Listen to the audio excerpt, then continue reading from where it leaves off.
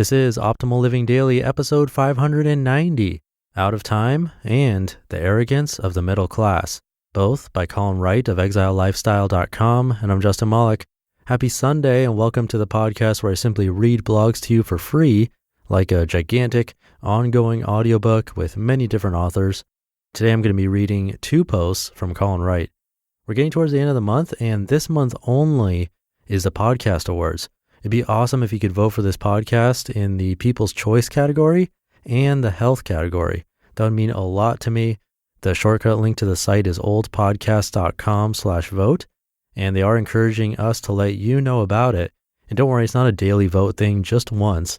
Again, the shortcut link is oldpodcast.com/vote, and I'll likely have a reminder in next week's weekly newsletter if you're on that too. For now, let's hear 2 posts from Colin as we optimize your life. Out of Time by Colin Wright of exilelifestyle.com. There's a trick I use when I'm undertaking a project or process that's particularly onerous or tedious, but which I know is worth doing. I think about a moment in time when the project is completed.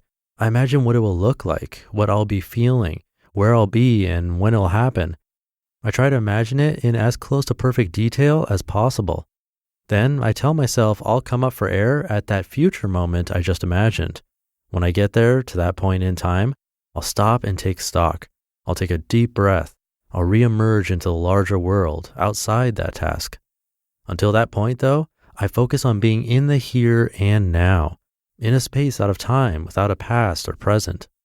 Rather than fixating on what's to come or what's led up to this moment, I focus on doing what I need to do and doing it well, nose to the grindstone, shoulder to the wheel. This is a simple idea that has proven to be remarkably effective for me, especially when beginning long road trips or undertaking a dull but important project with a lot of repetition and not much initial satisfaction. If you resign yourself to the fact that this task needs to be done, needs to be completed before you can move forward, you're more capable of making the best of it, of settling in for the journey and enjoying it for what it is, rather than agonizing over what it's not. You take pleasure in the repetition or the long hours staring at the road, being in your own head, not being continuously entertained and distracted. It's different. It's a new perspective, and it's a useful state of mind for when your goals, when your next steps, are reliant on first overcoming something cumbersome or relatively unexciting. All you have to do is set an end point, and until that point is reached, become a simpler, specialized mechanism, a human machine capable of a singular focus and fewer than usual existential requirements. This isn't a state of being you'd want to stay in forever. Monotasking as a general rule tends to be a good idea, but this is something a little more intense than that.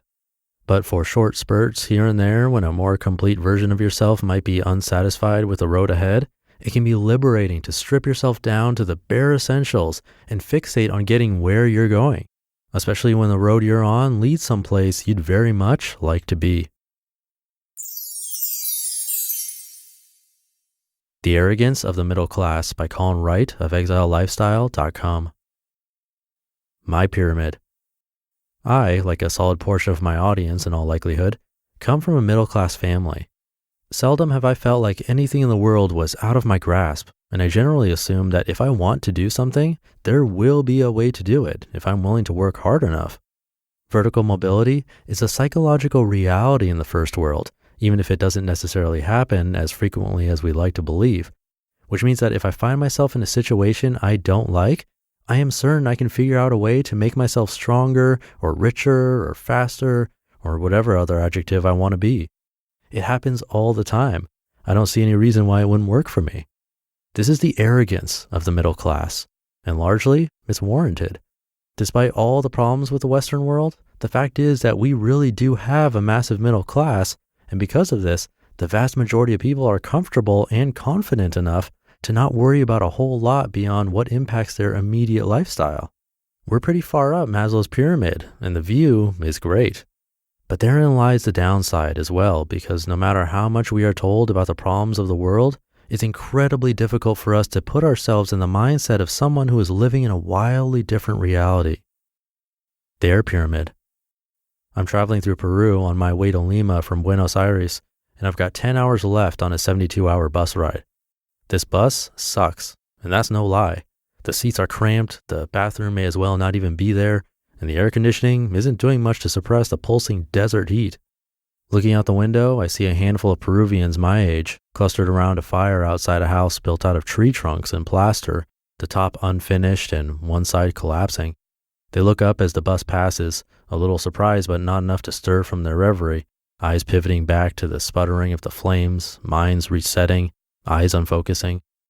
I know from speaking to a few people in this part of Peru that their prospects are clear, and they aren't much.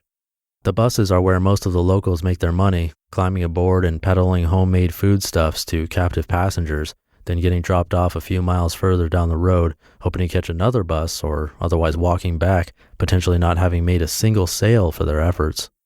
There's a chance that someone here will meet a mate from another country or city and make their way to a city, but it's incredibly unlikely, and the locals are still talking about the last connection of that sort that happened 30 years ago.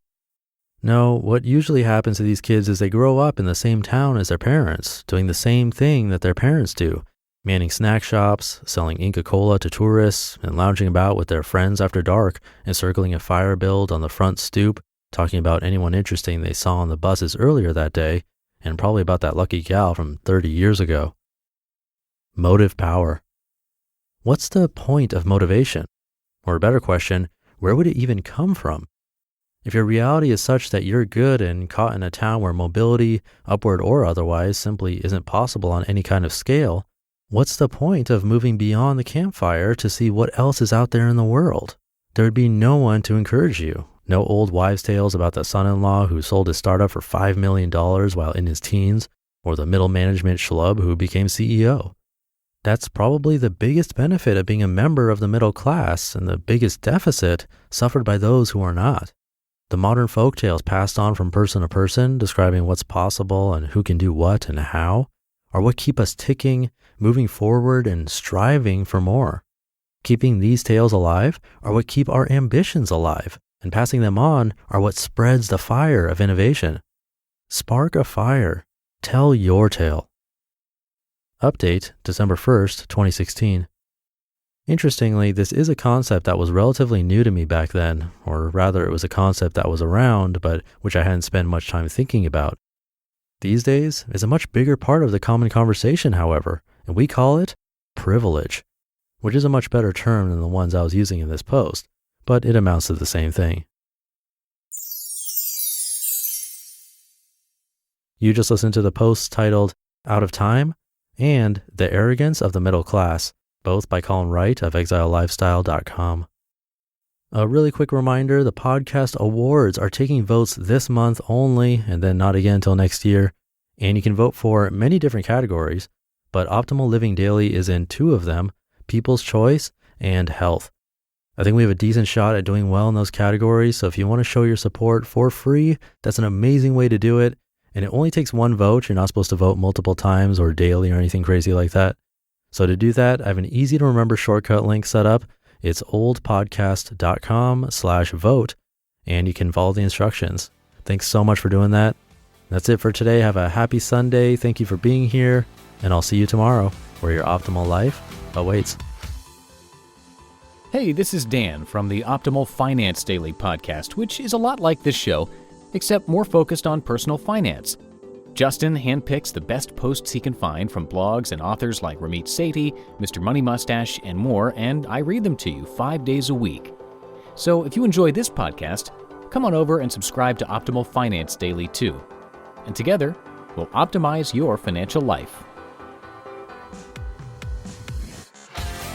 You've been listening to Optimal Living Daily. Be sure to hit the subscribe button to stay up to date on each new episode, and head to oldpodcast.com, that's OLDpodcast.com, for a free gift as well as more actionable tips and resources to help you maximize your potential. Thanks for joining us, and remember, your optimal life awaits.